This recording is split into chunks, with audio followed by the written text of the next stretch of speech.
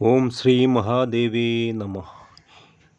ലളിത സഹസ്രനാമ സ്തോത്രം പാർട്ട് 2 എല്ലാവർക്കും സ്വാഗതം. എല്ലാവരും സബ്സ്ക്രൈബ് ചെയ്യാത്തവരുണ്ടെങ്കിൽ നമ്മുടെ മാരിയമ്മൻ മാടസ്വാമി സേവാ സംഘം യൂട്യൂബിൽ ചാനൽ സബ്സ്ക്രൈബ് ചെയ്യുക. പാർട്ട് 2 ശ്രീ ലളിത സഹസ്രനാമ സ്തോത്രം.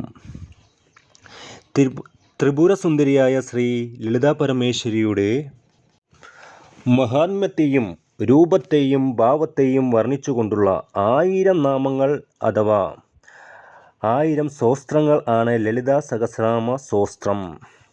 നമുക്കറിയാം അല്ലേ, ഈ പ്രപഞ്ചത്തിൻ്റെ കാരണം എന്നത് പരമാത്മാവ് ആണ്. ഈ പരമാത്മാവ് തൻ്റെ ആ ശക്തി ഉപയോഗിച്ച് ആണ് ഇവിടെ സൃഷ്ടി നടത്തുന്നത്. അങ്ങനെയുള്ള ആ പരമാത്മാവിൻ്റെ ശക്തി സ്വരൂപിണിയാണ് പരാശക്തി. ഇതേ പരാശക്തി തന്നെയാണ് ശ്രീ ലളിതാ പരമേശ്വരിയായിട്ട് അവതരിച്ചത്. അതിൻ്റെ കഥ ഇങ്ങനെയാണ് പറയുന്നത്.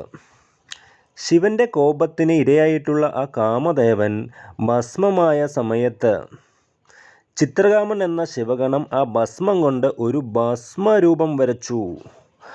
അപ്പോൾ ശിവൻ ആ ചിത്രത്തിലേക്ക് നോക്കിയപ്പോൾ അതിനൊരു ജീവൻ വച്ച് ഒരു മനുഷ്യരൂപം കൈക്കൊണ്ട്. ഇതാണ് ഭണ്ഡാസുരൻ. ഈ ഭണ്ഡാസുരൻ ശത്രുത്തരിയം ചൊല്ലി ശിവനെ സ്തുതിച്ച് തപസ്സൊക്കെ ചെയ്ത് അപ്പോൾ ശിവൻ പ്രീതനായിട്ട് 30,000 വർഷം സ്വർഗാധിപത്യം ദാനം ചെയ്തു. അഹങ്കാരിയായിട്ടുള്ള ആ ഭണ്ഡാസുരൻ ദേവന്മാരെ പീഡിപ്പിക്കുകയും ധർമ്മത്തെ ക്ഷയിപ്പിക്കുകയും ചെയ്തു. അപ്പോൾ ദുഃഖിതരായ ദേവന്മാരോട് എന്ത് ചെയ്യണമെന്ന് ആകെ വിഷമത്തിലായ ആ ദേവന്മാരോട് നാരദ മഹർഷി ഉപദേശിക്കുകയാണ് യാഗം ചെയ്ത് പരാശക്തിയെ ഭജിക്കാൻ. അങ്ങനെ ഭജിച്ച സമയത്ത് യാഗാഗ്നിയിൽ നിന്ന് ശ്രീചക്രയായ ദേവി ഉത്ഭൂതയായി. എന്നാൽ ഒരു കന്യകയ്ക്ക് ഭണ്ഡാസുരനെ വധിക്കുവാൻ സാധിക്കില്ല എന്നതിനാൽ ആ പരാശക്തിയെ ദേവി ഒരു വരണ്യമാലയം ആകാശത്തിലേക്ക് എറിഞ്ഞു. അത് ആ പരമശിവൻ്റെ കഴുത്തിൽ വന്നു വീണു. അങ്ങനെ ദേവി പരമശിവൻ്റെ ഭാര്യാപദവിയും അലങ്കരിച്ചു. അതിനാൽ തന്നെ പിന്നീട് 4 ദിവസം നീണ്ടു നിന്ന യുദ്ധത്തിൽ ഭണ്ഡാസുരനെയും അനുജന്മാരെയും ഒക്കെ ദേവി ഉന്മൂലനം ചെയ്തു. പിന്നീട് ഈ ഭണ്ഡാസുരൻ വധത്തിന് ശേഷം ദേവി ആ ദേവന്മാരുടെ പ്രാർത്ഥന സ്വീകരിച്ച് കാമദേവനെ പുനർജീവിപ്പിച്ചു. അനന്തരം മഹാമേരുവിൻ്റെ ശിഖരത്തിൽ ശില്പികളായ മോനാനും വിശ്വകർമ്മിനാലും നിർമ്മിതമായ ശ്രീപുരത്തിൽ അവിടെ പോയി ചിന്താമണി എന്ന പേരുള്ള ഗ്രഹത്തിൽ തൻ്റെ ഭർത്താവായ കാമേശ്വരനുമൊത്ത് വസിക്കുന്നു. ശ്രീ പരമേശ്വരനുമൊത്ത് വസിക്കുന്നു എന്നാണ് സങ്കല്പം. ഇനി ലളിത സഹസ്രനാമം ഉണ്ടായതിൻ്റെ പിന്നിലുള്ള ഐതിഹ്യം പറയുന്നത് ഇങ്ങനെയാണ്. ബ്രഹ്മാണ്ഡപുരത്തിലാണ് ഈ ഒരു കാര്യം പരാമർശിച്ചിരിക്കുന്നത്. ബ്രഹ്മാണ്ഡ പുരാണം. മഹാവിഷ്ണുവിൻ്റെ അവതാരമായ ഹയഗ്രീവൻ അഗസ്ത്യ മഹർഷിക്ക് ഉപദേശിക്കുന്ന രീതിയിലാണ് ഇത് പറഞ്ഞിരിക്കുന്നത്.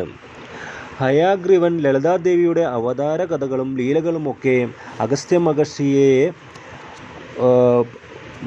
മഹർഷിക്ക് പറഞ്ഞു കൊടുക്കുന്ന ശേഷം പിന്നീടാണ് അഗസ്ത്യ മഹർഷിയുടെ അഭ്യർത്ഥന പ്രകാരം ലളിത സഹസ്രനാമത്തിൻ്റെ ഒരു മഹാത്മ്യവും ലളിത സഹസ്രനാമവും ഉപദേശിച്ചു കൊടുക്കുന്നത്. ഇനി ലളിത സഹസ്രനാമം ഉണ്ടായാൽ ഇടയായ കാരണം ഹയഗ്രീവൻ ദേവൻ തന്നെ പറയുന്നത് ഇങ്ങനെയാണ്. ഒരിക്കൽ ലളിതാ പരമേശ്വരി തൻ്റെ ഭക്തരായ ആളുകൾക്ക് എപ്പോഴും ജപിക്കാൻ, അങ്ങനെ ആ ദേവിയുടെ സാന്നിധ്യം അറിയുവാൻ തൻ്റെ ഉപദേവന്മാരായിട്ടുള്ള വശ്വിനി, കാമേഷിനി ഈ വാഗ്ദേവതകളോട് പറഞ്ഞു, എൻ്റെ മഹാത്മ്യത്തെ ഉദ്ഘോഷിക്കുന്ന 1000 നാമങ്ങൾ രചിക്കണം എന്നു പറഞ്ഞ്. അപ്രകാരം വാഗിനി തുടങ്ങിയ വാഗ്ദേവതകൾ അതീവ രഹസ്യ മന്ത്രങ്ങൾ അടങ്ങിയ ലളിതാ സഹസ്രനാമം രചിച്ചു. ഇതിനുശേഷം ദേവി തന്നെ, ലളിതാ പരമേശ്വരി തന്നെ തൻ്റെ സഭയിൽ സിംഹാസനത്തിലിരുന്ന് മറ്റുള്ള എല്ലാ ദേവദേവിമാരെയും സാക്ഷിയായി ഈ വശനാദി ദേവതകളോട് തന്നെ ലളിതാ സഹസ്രനാമം പാരായണം ചെയ്യാൻ പറഞ്ഞു. അതിനുശേഷം സന്തുഷ്ടയായ ദേവി അരുളി ചെയ്തു, എൻ്റെ ഇഷ്ടാനുസരണം ലോകമംഗളത്തിനായി വശനാദി ദേവതകൾ രചിച്ചതാണ് ഈ സ്തോത്രം. എനിക്ക് ഏറ്റവും ഇഷ്ടപ്പെട്ട ഈ സ്തോത്രം എൻ്റെ പ്രീതിക്കായി നിത്യവും ജപിക്കണം. ഇത് ചൊല്ലുന്നവൻ എനിക്ക് ഏറ്റവും പ്രിയപ്പെട്ടവർ ആണ്. അവരുടെ സർവ്വ അഭീഷ്ടങ്ങളും ഞാൻ ഇതുകൊണ്ട് സാധിച്ചു കൊടുക്കുന്നതാണ് എന്ന് സാക്ഷാൽ ലളിതാ പരമേശ്വരി തന്നെ അരുളി ചെയ്തു എന്നാണ് പറയുന്നത്.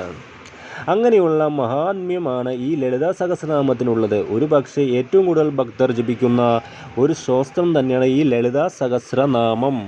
ലളിതാ സഹസ്രനാമത്തിൻ്റെ ആ പൂർണ്ണമായ വ്യാഖ്യാനം അത് വ്യാഖ്യാനിക്കാൻ തന്ത്രശാസ്ത്രത്തിലൊക്കെയുള്ള പാണ്ഡിത്യം ആവശ്യമാണ്. എനിക്കത് ഇല്ല എന്ന് ആദ്യമേ വിനയത്തോടു കൂടി പറഞ്ഞുകൊള്ളട്ടെ. എന്നാൽ ഇതിൻ്റെ ഒരു സാമാന്യമായ അർത്ഥം മനസ്സിലാക്കിയത് എന്നെപ്പോലെ തന്നെ സാമാന്യമായി ഒരു അർത്ഥം മനസ്സിലാക്കാൻ ആഗ്രഹിക്കുന്നവർക്കായി പറഞ്ഞു കൊടുക്കുവാൻ എന്ന ഒരു ഉദ്ദേശം മാത്രമേ എനിക്കുള്ളൂ. ആദ്യമേ അതാണ് ഞാൻ പറഞ്ഞത്. മറ്റുള്ള സഹസ്രനാമത്തെക്കാളും പ്രാധാന്യമുണ്ട് ലളിതാ സഹസ്രനാമത്തിന്. കാരണം അതൊരു ഉപാസനയാണ്, ശ്രീവിദ്യ ഉപാസന. ശക്തികമായ ഒരുപാട് കാര്യങ്ങൾ അതിൽ വരുന്നുണ്ട്. ആ കാര്യങ്ങളൊക്കെ വായിച്ചറിഞ്ഞത് മാത്രമേ ഉള്ളൂ. അതുപോലെ പറഞ്ഞു തരാം എന്നല്ലാതെ അതിനെക്കുറിച്ച് ഇതെന്താണെന്ന് ചോദിച്ചാൽ എനിക്കും പറഞ്ഞു തരാൻ അറിയില്ല. പക്ഷേ ഒരു സാമാന്യമായ അർത്ഥം മനസ്സിലാക്കി അത് ജപിക്കുന്ന സമയത്ത് ദേവിയെ ആ സമയത്ത് ദേവിയെ അനുഭവിക്കാൻ സാധിച്ചാൽ അതുമാത്രം മതി. നമുക്ക് ആ ലളിതാ സഹസ്രനാമം ആസ്വദിച്ചു വായിക്കാനല്ലാതെ തന്നെ അത് ജപിച്ചാൽ മന്ത്രം ജപിക്കുന്നതിൻ്റെ ഫലമുണ്ടെന്നാണ് പറയുന്നത്. ഒപ്പം അർത്ഥത്തോടു കൂടി അറിഞ്ഞ് ജപിക്കുക ആണെങ്കിൽ നമുക്ക് സ്വയം അതൊരു ആസ്വാദികരമാണ് എന്നത് മാത്രമാണ് ഇതിൻ്റെ ഉദ്ദേശം. അതുകൊണ്ടാണ് ഈ ഒരു അർത്ഥം അറിഞ്ഞ് ചൊല്ലാൻ സാധിച്ചാൽ വളരെ നല്ല കാര്യം ആയിരിക്കും. ഞാൻ എപ്പോഴും പറയുന്നതാണ്, ഞാൻ എന്ത് ചെയ്യുന്നുണ്ടെങ്കിലും അത് ആ ഭഗവാന്റെ നിർദ്ദേശം അതനുസരിച്ചാണ് ഞാൻ ചെയ്യുന്നത്. ഇതും അതുപോലെ ആണ്. ഇതൊരു സാമാന്യമായ ഒരു അർത്ഥ വിവരണം മാത്രമാണ്. ആഴത്തിലേക്ക് കടക്കുവാനുള്ള അറിവ് എനിക്കുമില്ല. അതുകൊണ്ടാണ്. പക്ഷേ ഈ സാമാന്യമായ അർത്ഥത്തോട് കൂടിയെങ്കിലും ദേവിയെ അറിയുവാൻ നമുക്ക് സാധിച്ചാൽ അത് നമ്മുടെ മഹാഭാഗ്യമെന്ന് കരുതരുത്. അപ്പോൾ ഇന്ന് പാർട്ട് 2 ഇത്രയുമാണ് ഞാൻ വിവരിച്ച് തന്നിരിക്കുന്നത്. ഇനി പാർട്ട് 3 നമുക്ക് ധ്യാന ശ്ലോകത്തെക്കുറിച്ച് വ്യക്തമായ അറിവ് നൽകുന്ന ഒരു ഭാഗമായിരിക്കും പാർട്ട് 3. അങ്ങനെ ഒരു പാർട്ട് 3, 4, 5, 6 അങ്ങനെ നമ്മൾ പോകും. അപ്പോൾ എല്ലാവരും ഈ ചാനൽ സബ്സ്ക്രൈബ് ചെയ്യണം, സപ്പോർട്ട് ചെയ്യണം. അമ്മേ മാരിയമ്മേ, ദേവി മാരിയമ്മേ.